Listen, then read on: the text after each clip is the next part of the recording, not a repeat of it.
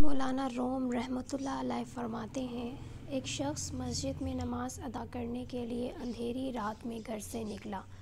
اندھیرے کی وجہ سے ٹھوکر لگی اور وہ منہ کے بل کیچڑ میں گر گیا۔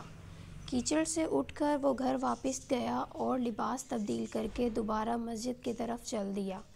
ابھی چند قدم ہی چلا تھا کہ دوبارہ ٹھوکر لگی اور وہ دوبارہ کیچڑ میں گر گیا۔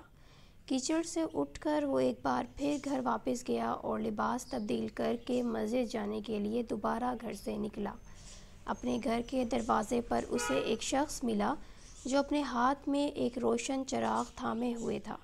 چراغ والا شخص چپ چاپ نمازی کے آگے آگے مسجد کی طرف چل دیا۔ اس بار چراغ کی روشنی میں نمازی کو مسجد تک پہنچنے میں کسی دشواری کا سامنا نہ کرنا پڑا اور وہ بخیریت مسجد تک پہنچ گیا۔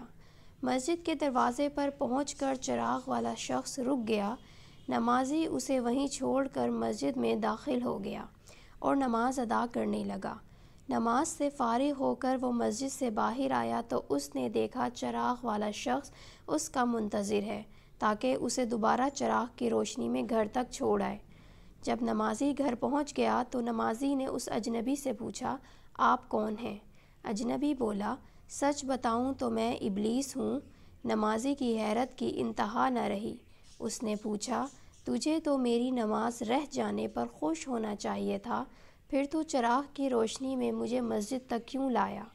ابلیس نے جواب دیا، جب تجھے پہلی ٹھوکر لگی تو اللہ نے تیرے عمر بھر کے گناہ معاف فرما دیے، جب دوسری ٹھوکر لگی تو تیرے سارے خاندان کو بخش دیا۔